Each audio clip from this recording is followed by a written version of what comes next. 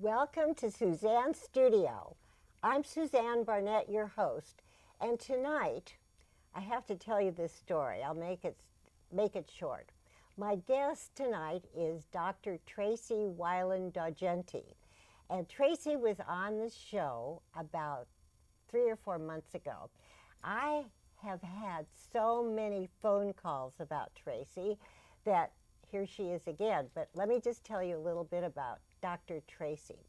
She is a visiting scholar at Stanford University, and she's written over 10 books, and I'm not going to say any more because it'll take the rest of the time. Tracey, I'm sorry. I'm sorry to have talked so long. No, thank you, Suzanne, for having me back. It's such a pleasure. Well, you are such a unbelievable young woman. You really are. Tell what you do, though, exactly, would you? Sure. Okay. So I'm a half academic, half corporate person. So I'm a corporate executive for Silicon Valley firms, but I'm also a visiting scholar at Stanford, which means I research on the topic of the impact of technology on society, work, and education. And so much of the research that I publish, we have talked about in previous shows, and I thank you very much for that. My pleasure. Let's just talk about your book for a second. Oh, sure. Well, Okay. thank you. So Women Lead came out in March, and it's about women, careers, and leadership. And this was 2 research studies, a quantitative and a qualitative. But what we did is we wrapped it into a book that is easy to read with a lot of great tips and pointers for women who work. Thank you. But you know, the interesting thing that I just found out tonight, I thought I knew everything about you. I thought you just concentrated on women and getting their jobs. Tell about that. No, so actually the research I'm conducting now is really a 360 look at careers and career development. And this is gender neutral, and it's really more about how has technology changed the way that careers are developing today. So if you think about it, when I graduated from high school and college, it was a very classical world. That was enough. Today's students are graduating into a very technology-oriented world. And so we have to learn and be educated, but we also have to be able to think in a technology world. So I look at the careers, what's different, and what do we need to do differently today. And that's gender neutral, men and women. I haven't heard that expression, gender neutral. Gender neutral. But you've said so many fabulous things about women. Could you just tell us a little bit about that and how Sure. women operate in a working environment? Sure, and thank you for asking. So I started researching women in around 1990, and a lot of it was because I was a single woman working in Silicon Valley at Apple and Cisco and HP, traveling overseas on international business. So 8 books later, I wrote about women doing business, and this is all research that I conducted in different parts of the world. And I was very energized because I felt that women really are our future leaders. So the final book in the series so far, this is really about women in the U.S. and how they are leaders today, and they're going to bring us forward into the future. But what about the fact that, I mean, this is a question, are women still underpaid compared to men who have the ones that have the same job, Tracey? Well, according to the government statistics, yes, and according to many of the salary surveys, yes. So what I suggest to young women today is you really need to take control of your career and all aspects of life. Understand your profession, understand if you would like to pursue entrepreneur so you can control your outcomes and your income. Mm-hmm. Understand finance, right? There's a lot of instruments that you can build up your personal wealth. And while this is a fact in reality today, I think women, if they can start more businesses, can set the stage for the future for future women. How does that affect men? Well, no, it's Yeah. a good question, because actually what we found in our leadership study is that men and women, Generation X and Y, which is just think age 50 and under, were gender agnostic. very interesting in terms of views of women and men in leadership. Women overall ranked women higher on all attributes and characteristics of leadership. So there's only one group that didn't necessarily measure women equal or greater than men, and that was a population of baby boomer men. So if you look at the workforce today, that's about 18% of the workforce. So there's a couple of things. One is they do have a lot of the power in the workforce in Fortune 500 companies. Number two is they're still working. A lot of people did retire old, in their 50s or 60s, but today they're not. And number three, well, eventually they will retire. But what we need to make sure is that the younger generation is groomed to be what I call gender agnostic and continue that and help each other. I was going to ask you about the blog. What is a blog? Sure. So blogging is really electronic articles. So I blog for the Huffington Post, I blog for the Examiner, and BuzzFeed. These are three popular blogs. And each week you can submit one or two articles which are about 500 to 700 words. And it's a fantastic opportunity to get your word out before going into a formal white paper or into a book. It's more real time. People can comment back to you, and you can actually continue the conversation. So what I try to do is think of each month what's topical. So in April, I chose Women in Negotiating because so many books came out talking about women in negotiating. And each month I pick a new theme that's very relevant to the headlines in the news. Well, it's so interesting because on my computer, I decided that I would print out a couple of your blogs, and 20 pages later, but they were so informative, really. Well, yes, and I appreciate that because you try to just have one concept, because if you only have 500 words, think about it, it's under 2 pages, and you only can really have one concept and a couple of bullets. Right. What about the fact that, well, there are two things I want to talk about. First, I'm going to ask about, you say education is so important. Why? So if you think about, jobs today, right, and if you look at the Bureau of Labor Statistics, job categories, and what's required, there's a lot of demand for jobs in healthcare, business services, and the STEM field, and education, higher education, and K through 12 actually. If you look at the education requirements, all of those fields are requiring not only a bachelor's degree, but also a master's degree. Right. So today, I think it's important to look at what career you want, but then also investigate. What skills do I need? Do I need extra education or do I not? Is technology, programming is a language development. Maybe I don't need a degree because I excel in programming. But I think what's important for career development is you have to just set your sights on something and then understand how to get there. Well, that goes well with my next question. What about a person who had a wonderful job, this is man or woman, and they were let go at age 50? What happens to those people, Tracey? Well, I think I know a lot of people who have had that situation happen to them, and that's a reality in today's environment. So there's a couple of strategies. One is when we interviewed women on this, a lot of women looked at what could they do on their own, because they may not want to go back into the workforce. So they looked at consulting. And as one woman said, when she investigated consulting, she saw that there were 2 buckets. One is that you had a skill, like web programming, cooking, web design, auto. That's a real skill. And a lot of people made money off of marketing their skill. And she said, that's not me. So she said the other area of expertise for consulting are people who are experts. So for example, she was a vice president of marketing for many Silicon Valley firms. So she could market herself as a consultant in her area of expertise.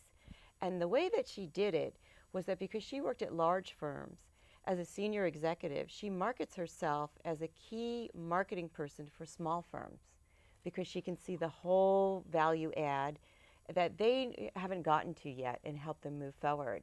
So that's one option. Another option is a story of a woman who's a very close friend of mine who's 68, and she's preparing for her encore career. What is she going to do from 70 to 90?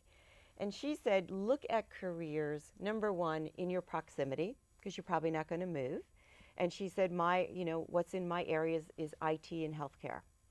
Number two is age-appropriate careers. So she said, will a technology firm hire me at 68 or 70? Probably not, but healthcare would. Because she says, who's better to take care of geezers but the geezer herself? So some advice there. That's wonderful advice. What is IT? Information technology, Oh, sorry. okay. What if a person doesn't have a computer? They're just not technology Savvy. savvy. Yeah, Thank yeah, you. no, I hear you. Yeah. So that was me. All right, so I live in the Microsoft store, the Apple store, and the phone stores. Number one, I can get a lot of free classes there, and number two, I can get very inexpensive classes. So for example, at Microsoft, I pay $100 and I get 52 one-to-one hour sessions a year at Microsoft. I go in, they can teach me everything about my computer, software, things I don't know, games. It's very exciting. There's lots out there. So tell another story. I love stories. Well, I can tell you that it's very frustrating today with technology, and I would suggest to people that to do some of the things that I did when I first came out to Silicon Valley, and that is, if you can try to work for a company that has technology, or has leadership courses or finance courses, these are great ways that you can just build up your portfolio while you're working and get a lot of classes. I also took a lot of classes at community colleges at night. There's a lot of adult ed and community college classes. So I think that people can still work and have an education, that they chose. But I think if they're worried about technology, there's way to get it. Yeah, I think that's important. I don't see how anyone, I don't care what age, they have to be educated in technology. They Don't you do. think? Really? They do. And I will tell you a funny story, because if you're looking for a job or career, there's a concept here in Silicon Valley called the meetup groups, and they're fantastic. They can be a hiking meetup group. You might find a technology meetup group. Well, I found a fantastic group called the Palo Alto Wine Group. Well, it has over 4,000 members, and the person who runs it who's a recruiter, offers to critique resumes on the spot just to help people along. So I said to him, why did you start this?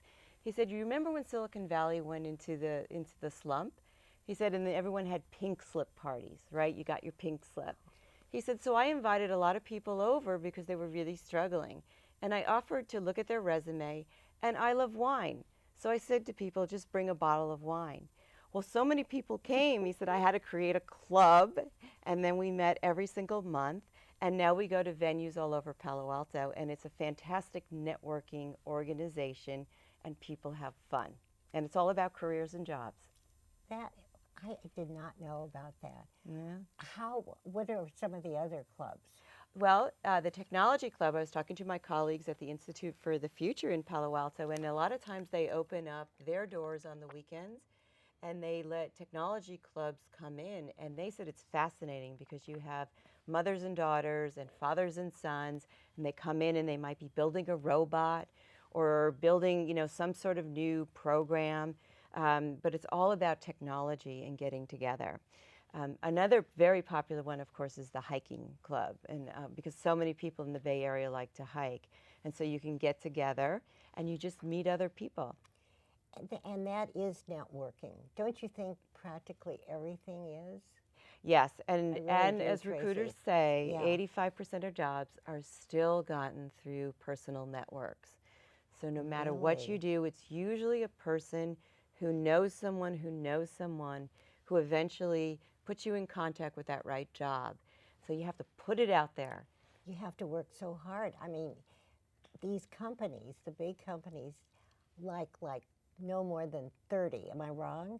30 years old. Oh, it just depends on the Yeah. industry. I think that's Yeah. very industry specific. Do you? Yeah. I mean, I think you can find jobs in healthcare, and you can be more seasoned. I think some of the young startups, of course, are always more attracted to the young people coming out with all the latest technology skills. Education, again, you can be seasoned, and if you have a master's degree, you can teach at the college level. There's a lot of opportunities. You just have to look for them and ask about them. You're so positive. I am. You are. You have to be. Now, when you do your teaching, what is that like for you?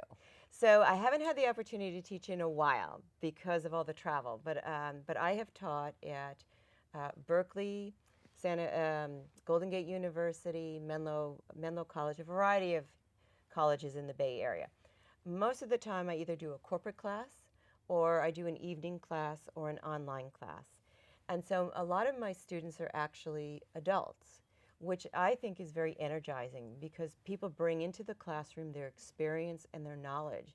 So it isn't really like a one-way discussion in classes. It's more of us getting together and talking about a relevant topic or subject, of course meeting all the objectives in the course, but really bringing in the experience. And I learn more than my students learn from me. I learn from them. Of course, that really makes it work. And it's very interesting here in the Bay Area because we have such a cross-section of technology firms and healthcare firms and financial firms and retail firms and so many firms that you can learn so much. Well, tell us, how do you teach in one sentence? What would be the best advice that you could give to a woman or a man, Tracey, on the importance of the first interview? Okay, so when I teach, I am very visual. I realize today that people are used to YouTube, Facebook, fast clips. So I bring in a lot of technology into my classes because I want to keep my students engaged, and I also have my students engage. In terms of interviewing, what I encourage my students to do is to think of a 30-second elevator pitch. Right? What's your headline? Who are you? And in 30 seconds, if you were riding up an elevator and someone looked at you and said, "Tell me about yourself and why I should give you a job," you should have something ready to go. And describing who you are, what you do, and your success, and why you want that job. That sounds really very good. I know I took the Dale Carnegie class a long time. Yes, I've taken that too. You took it too. Fantastic. And they say that if you can't say it in 3 minutes, forget it. You lose your audience. You really do. I mean, you just have to, really give it your all. And this works. I mean, what happens when your students get a job? Do they come back to you and tell you? Oh, yes. The students have been very successful. So a couple of things is have a really good resume, one page, because it's a 10-second scan, right? That's all that recruiters really spend time on. So they're looking for that headline and accomplishments. Number two is really being able to articulate quickly and succinctly in your resume who you are and what you do well, right? So it's very clear. There's no guessing. Is she a marketing person or is he a finance person? I don't know. It has to be very clear. And then it is the interview, but the interview doesn't get you the job. It gets you in the door, and hopefully you will be able to be so compelling that in today's environment, some people have 8 to 10 interviews before a company will hire them. So you need to be prepared to have a 360 type of interview process, which is many different personalities asking you questions. Today they even ask problem-solving questions, situational leadership questions. Some people do technology screening questions. So it's a whole different environment today.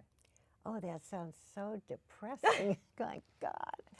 Well, these poor people, Tracey. Well, there was a lot of research done saying that people were lying on their resumes. So you see how companies really need to make sure. It's a big investment to bring an employee these days, right?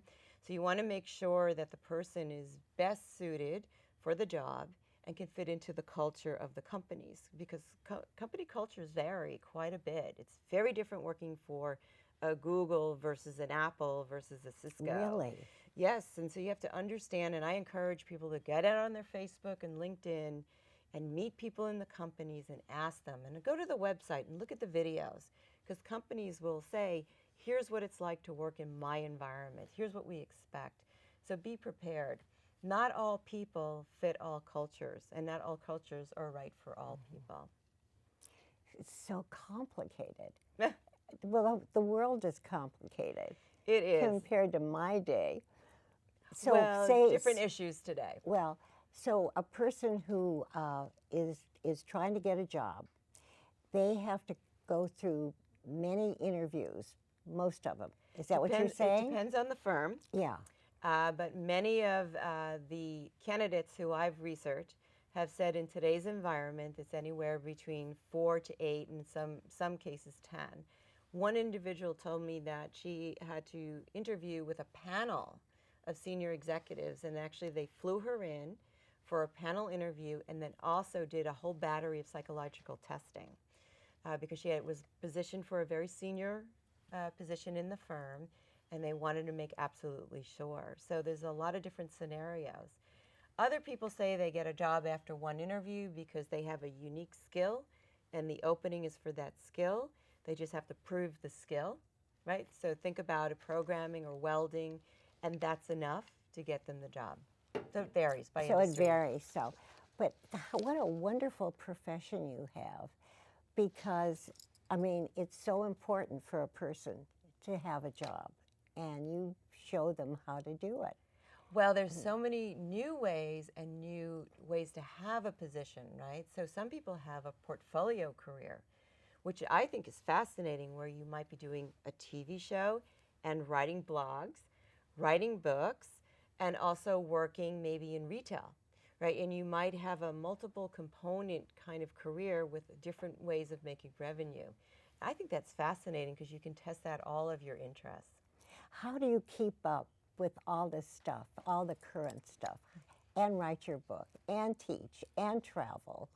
It's hard. Oh, Tracey, how many hours a night do you sleep? Oh, I sleep a lot. I'm a good sleeper. I sleep 9 or 10 hours. Do you really? I do. I have to. But sometimes. But everything, the rest of the day is very busy. But sometime we should do a show on how to really become organized. Really, it's so every minute of our day. Really, yes. If we could utilize it the best way we know how, really. Yes, no, I agree. You have to have a very organized life if you have a lot of interests and you want to do a lot of things. And I am very organized, even down to my drawers, trying to get my computers organized, try to get my house, everything organized. But yeah. Here's a question. What happens when your computer fouls up? How do you deal with that? Well, fortunately, I back up. Oh, you do? And I've learned that over the years the hard way. So I back up and back up and back up. So I always have a drive with me. So I can go, if I had to get a new computer immediately, I can plug in the drive, which has all the data. So the hard drive backs up the data, and I can start again. I also carry around a lot of those memory sticks, or what they call thumb drives, and I keep important presentations, because I do so many presentations and files, right with me in my purse all the time, just in case, because it happens so much. Well, you have to do a special show, and you have to bring all that stuff. Show us how to do it. Oh, I can show you stuff, yeah. No, when you were a little girl, were you like you are now in terms of being so motivated? I would say that when I was small, I was shy, and then after high school, I guess blossomed, as they say, and then became very energized and more social than I was in my early years. However, I was always a very dedicated student, and I wasn't always a very good student, but I was a student who worked very hard. And so I realized that hard work is necessary for a lot of things. And I'm sure you must teach that. Teaching is such a noble job. It really is. Well, I think teachers get more out of it than the students, but I do tell my students that each of us are dealt a hand, when you play cards. We can't control the wild cards, the jokers, but we can always find a trump or an ace in there somewhere. But we have to find that special card and play that card so that we become winners. So, because we're all so different, and we need to make sure that we shine in what makes sense for us. I can't think of better advice than that, really. Yeah, we're so different. I know. What do you see yourself doing in the next 10 years from now? 10 years from now, I'll probably be doing something very similar to this, probably still writing books and hopefully doing more media and interviews, because I really enjoy meeting people like yourself. Probably moving into more of a consulting role, or perhaps even looking at some board. I would love to try a board position for a firm, since I've worked in so many firms. And but I really am fascinated with the media. I enjoy the radio, enjoy the TV. It would be great to be a contributor, you know, just a regular contributor, like you invite me back. To me, that's just a lot of fun. Well, you're one of the best guests I've ever had. Oh, well, No, you are. You're just so full of wonderful information that anybody listening can benefit from. Well, that's the teacher in me. Yeah. Right? Yeah. I want people to be able to, if I'm doing research and I find out something that can help somebody else, that means a lot to me to be able to help somebody else. Well, Miss Tracey, Dr. Tracey, thank you so much. Will you come back? I will. I think you're going to be one of my most hot guests. Oh, well. Thank you so much, and I wish you even more success. Thank you. You're welcome. I appreciate it. Thank you. You're welcome. And I want to thank our crew. I'd love to be able to interview the whole crew, but I don't know who'd be doing the technology. But they are wonderful and dedicated. And of course, I want to thank our audience for watching. What would we do without you all? And I really mean this. I can't wait to see you next time. Bye-bye. Mwah.